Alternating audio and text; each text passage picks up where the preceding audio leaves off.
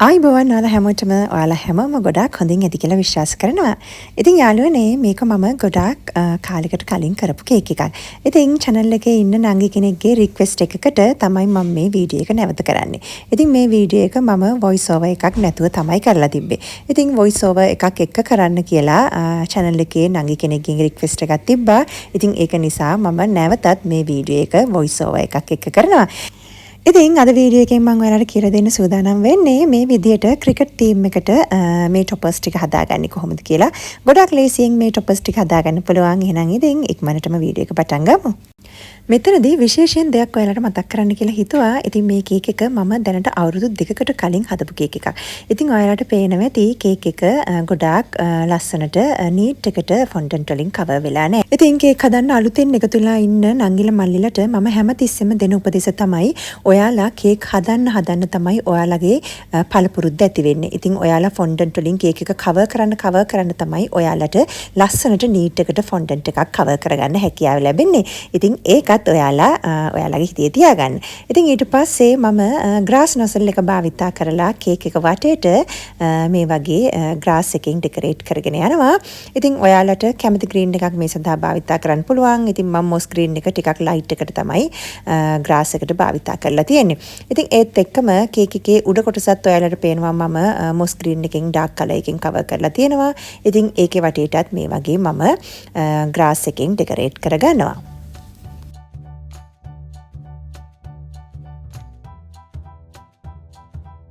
ඊට පස්සේ විකට් එකේ පොළු 3 හදාගන්න තමයි හදන්නේ. ඉතින් අයිවරි කලර් එකෙන් මේ විදිහට මම ෆොන්ඩන්ට් එක කලර් කරගත්තා. ඊට පස්සේ මම මේ වගේ පොඩි සොසේජ් එකක් විදිහට ෆොන්ඩන්ට් කෑල්ල රෝල් කරගෙන ස්මූදර් එකක් භාවිතා කරලා තමයි මම මේක නීට් කරගන්නේ.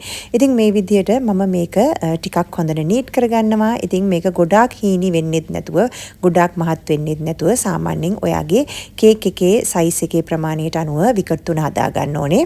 ඉතින් මම මේ විදිහට සාමාන්‍ය මහතකට විකට් එක හදාගන්න තමයි හදන්නේ. ඉතින් විකට් එකක උසට මම මේ විදිහට බාබකියු ස්ටික් එකක් හදාගෙන ඒකට වතුර ගා ගන්නවා.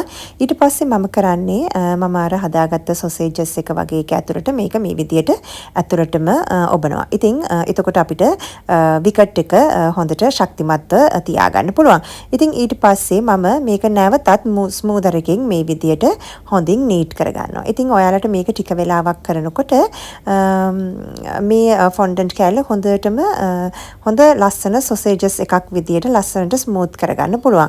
ඉතින් මේ වගේ මම එකම ගානකට තමයි සාමාන්‍යයෙන් අඟල් 3.5 උසට තමයි මම මේ විකට් එක හදාගන්නේ. ඉතින් ඔයාලා හදන කේක් එකේ ප්‍රමාණය අනුව ඔයාලට විකට් එකේ උස තීරණය කරගන්න පුළුවන්. ඊට පස්සේ මම පීයක් අරගෙන මේ විදියට පොඩි ඩිසයින් එකක් විකට් එකේ උඩින් මේ විදියට දාගන්නවා. පොඩි ලයින් 3ක් වගේ තමයි මම උඩිනුයි මැදිනුයි විකට් එක යට කොටසිනුයි මේ විදිහට දාගන්නේ.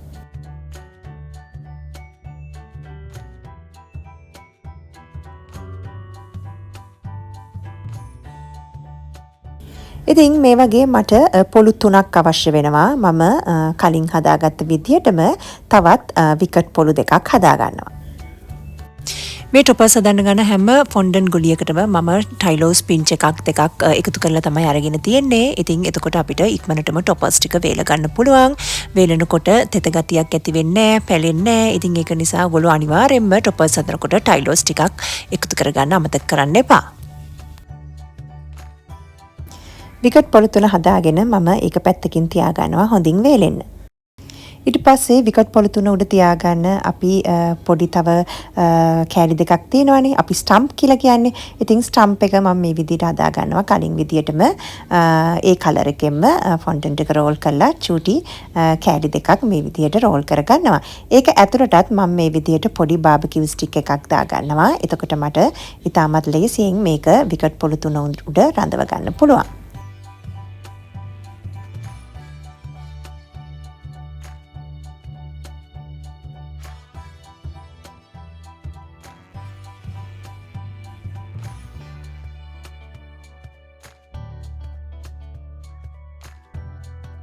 ඊට පස්සේ රතු පාටින් ෆොන්ඩන්ට් බෝලයක් අරගෙන මම අල්ල භාවිතා කරලා හොඳට මේ වගේ රවුමට බෝලයක් විදිහට හදා ගන්නවා.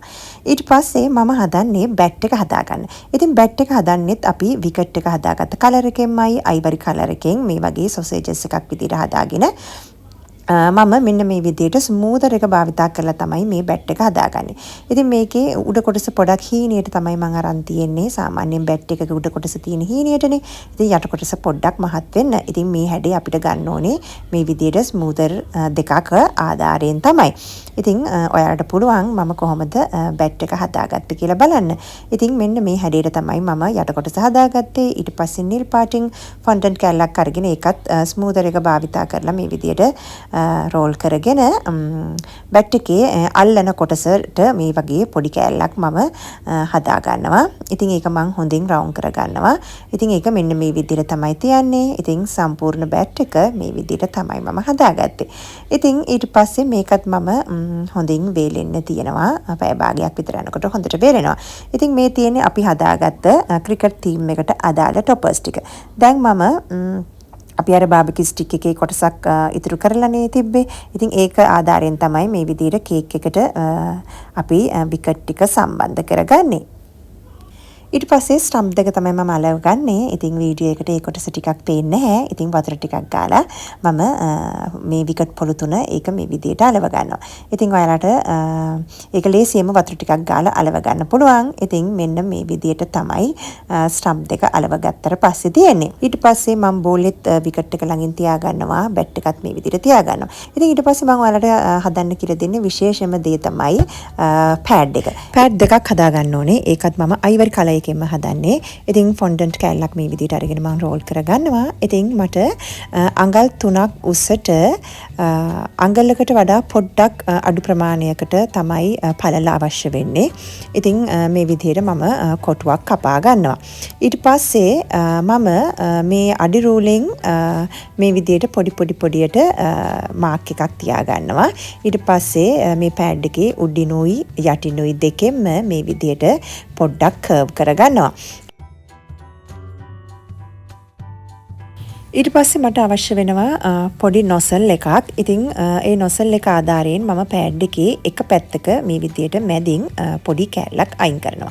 ඉතින් මේ විදිහට ඔයාලා දැකලා ඇති පෑඩ් එකේ කකුල සපත්තුව තියෙන තැන මේ වගේ හිඩසක් තියෙනවා.